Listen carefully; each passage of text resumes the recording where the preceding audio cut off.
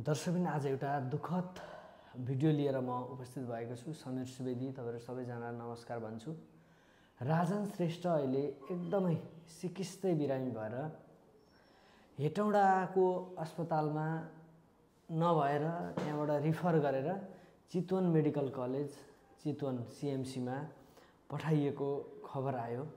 म बसिरहेको अवस्थामा हाम्रो भाग्य नेपाली सरले बंगलादेशदेखि फोन गर्नुभयो। भाग्य सरलाई आश्रमबाट भन्नुभएछ अनि त्यसपछि आफन्तहरुलाई भनिदिनु है भन्नुभयो भाग्य सरले। अनि मैले आमालाई भने अनि त्यसपछि बिचारा रोइरहनु भएको छ। अब यो अहिले म पनि आइपुगे यहाँ अनि अब हामी चितवन जाँदै छौं।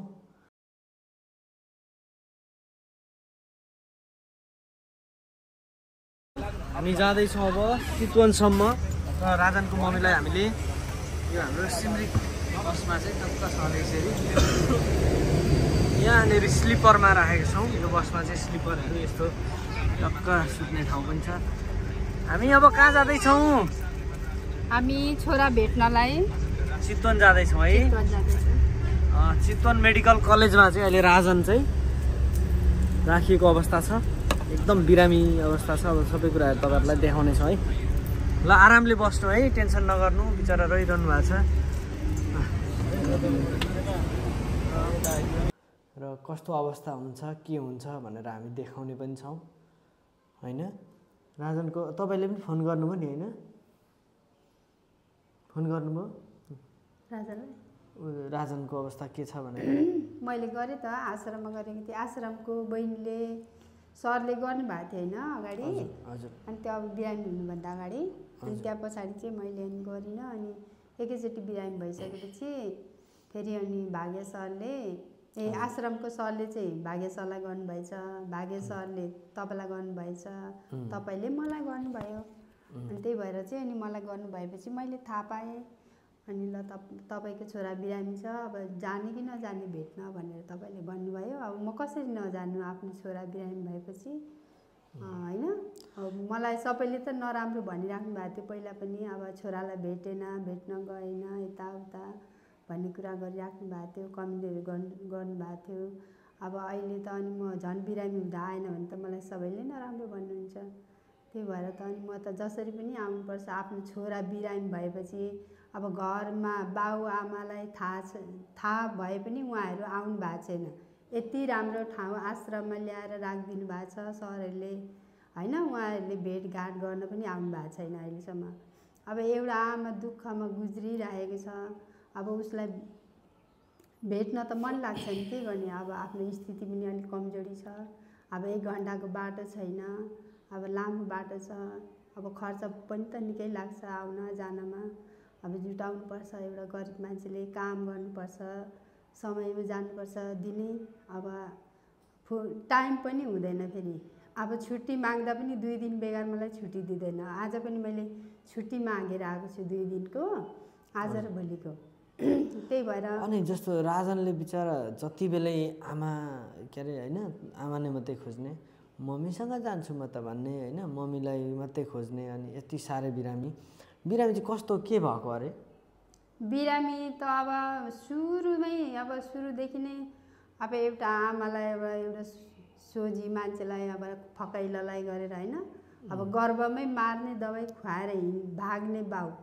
अब गर्भमा मार्ने दबाई खुवाएर भागेपछि अनि अब एउटा आमाले त्यो समाजमा एउटा नराम्रो थुकाइ हैन, गाली भनाइहरू कति सहेर उसलाई जन्म दिएर उसलाई जन्माउँछ हैन आमाले।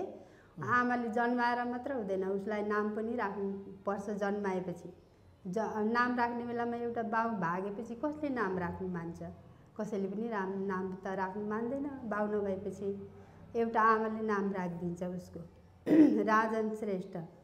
त्यो नाम अहिले विश्वभरि उसलाई राजनमै चिनिएको छ। एउटा आमाले राखिदिएको नामबाट चिनिएको छ।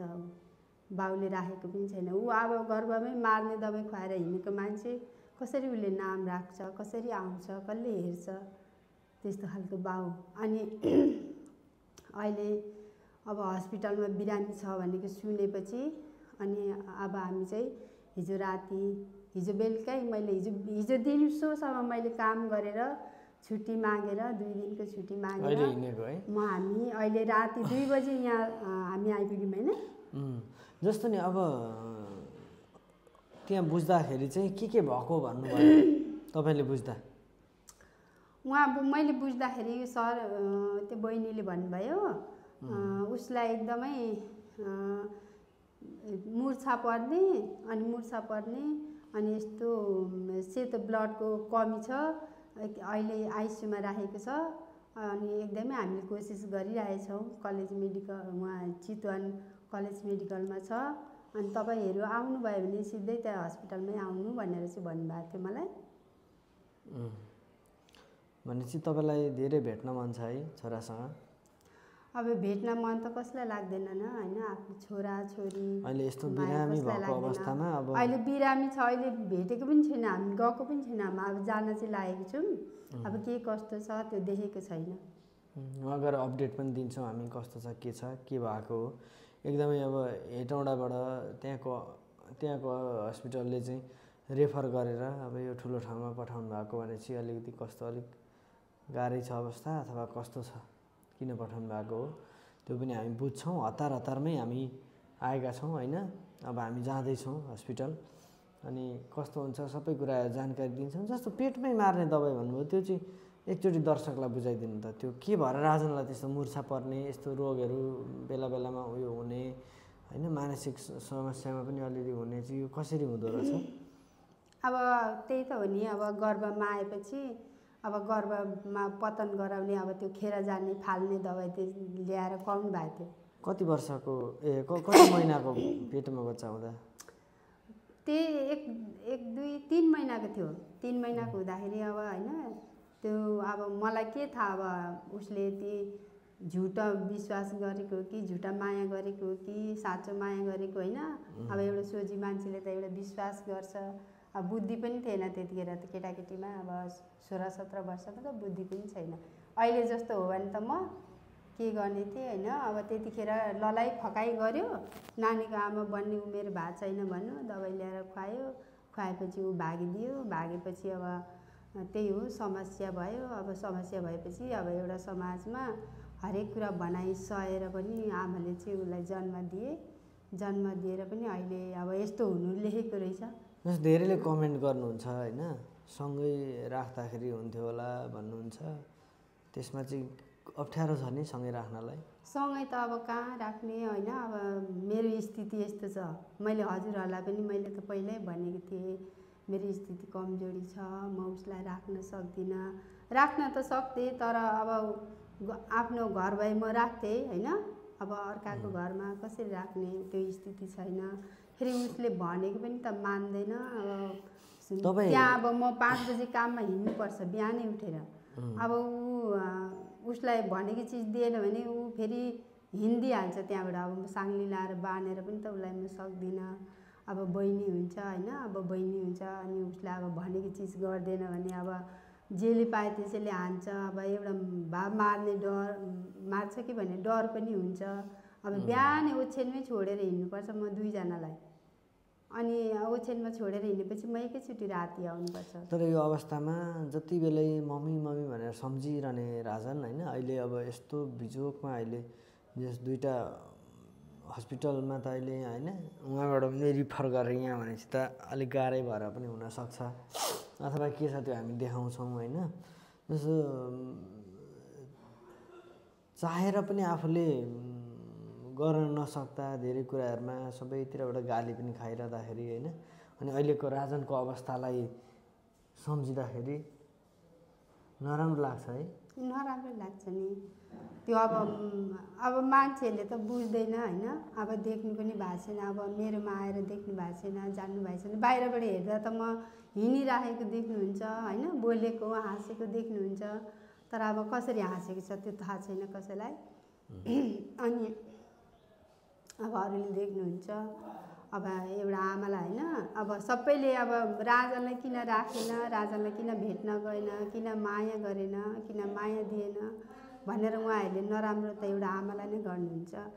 मैले त अब नराम्रो कसरी गर्नु मैले मेरो छोरालाई होइन। आफ्नो छोराको माया कसलाई लाग्दैन, सबैलाई लाग्छ। छोराछोरीसँगै बसौँ भन्ने हुन्छ। एउटा आमा बाउ त होइन, छोराछोरी। अब बाउ त त्यस्तो खालको छ होइन, देखिहाल्नु भयो तपाईँहरूले पनि कस्तो खालको छ भनेर। बाउ अहिलेसम्म एकचोटि पनि त्यत्रो राम्रो उसमा आश्रममा राखिदिनु भएछ उहाँ सरहरूले लगेर। अहिलेसम्म उहाँहरू एकपल्ट पनि भेट्न पनि जानु भएको छैन र कल पनि गर्नु भएको छैन त्यहाँ के कस्तो छ भनेर। अनि अहिले जे कुरा आउँछ आमालाई आउँछ होइन। अलिकति नराम्रो भयो भने आमालाई भनाइ आउँछ, फल्ना यस्तो, आमाले वास्ता गरेन, किस्ता गरेन, हेर्न गएन, भेटघाट गर्न गएन भन्ने चाहिँ गाली चाहिँ एउटा आमालाई नै आउँछ। ठिक छ। अब जो सबैजनाले राजनलाई शीघ्र स्वास्थ्य लाभको कामना भनेर लेखिदिनु होला। एकदमै साह्रै बिरामी भएको अवस्था भएर चाहिँ अहिले गाह्रो भएर अहिले अस्पताल भर्ना गरिएको पनि 2 दिन भइसक्यो होइन। अहिले एकदमै अलिक गाह्रै अवस्था छ भन्ने कुरा गरिराख्नु भएको थियो। मैले पनि फोन गरेको थिएँ, भागेश सरले पनि भन्नुभयो, भागी नेपाली सरले, अनि तपाईँलाई पनि भन्नुभएछ होइन। त्यो भएपछि अब अलिक गाह्रै भएरै होला, आमाहरूलाई आफन्तहरूलाई बोलाइदिनु भन्नुभएको। त्यो भएर अब कस्तो अवस्था छ के छ सम्पूर्ण कुराहरू हामी त्यहाँ गएपछि बुझाउने पनि छौँ होइन। यस्तो दुःख सुख जिन्दगीमा हुँदै गर्छ। अब रातारात तपाईँले छोरा बिरामी भनेपछि होइन जाउँ भनेर त्यस आयो हामी, अनि हामीलाई यहाँसम्म ल्याउनमा मद्दत गर्ने हाम्रो दाई हुनुहुन्छ मनोज अधिकारी दाई, उहाँलाई धेरै धेरै धन्यवाद दिन्छौँ हामी। सिमरिक यातायात गाडीमा हामी आएको थियौँ अनि उहाँहरूले चाहिँ एकदमै हाम्रो तर्फबाट पुर्याइदिन्छौँ है भन्नुभयो। ल ठिक छ भनेर त्यसरी आयो। दाईहरूलाई पनि धेरै धेरै धन्यवाद। हाम्रो कुमार दाई हुनुहुन्छ है, उहाँलाई धन्यवाद छ। अनि जस्तो हामी धेरै दर्शकहरूलाई अन्तिममा छौँ। अब अहिले हस्पिटलमा पनि अब हामी हिँड्न आँटेका छौँ।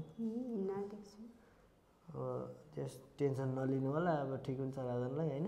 त्यही त ठिक भयो भने त राम्रै हो नि। अब त्योभन्दा धेरै अब गाह्रो भयो भने त होइन कसरी अब उहाँहरूले पनि उपचार गर्नु सक्नुहुन्छ। अब खर्च वर्च छैन, कहाँबाट ल्याउने, कसरी जुटाउने भन्ने त अब समस्यै पर्छ। त्यसको लागि अब स्वास्थ्यको लागि चाहिँ कामना गरिदिनु होला। छिट्टै अब रोगहरूबाट चाहिँ स्वास्थ्य भएको होस् भनेर गरिदिनु। अब के कस्तो छ देखेको छैन, अब त्यहाँ गएर अब चाहिँ अब हामी जान आँटेको छौँ।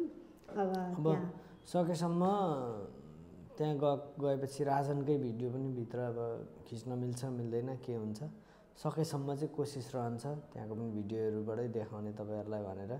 के छ कसो छ होइन सबै कुराहरू देखाउँला, जानकारी दिउँला। तर राजनलाई अहिले एकदमै गाह्रो भएको भन्ने कुरा छ। सबैजनाले एकदमै शीघ्र स्वास्थ्य लाभको कामना भनेर चाहिँ लेखिदिन म अनुरोध गर्न चाहन्छु।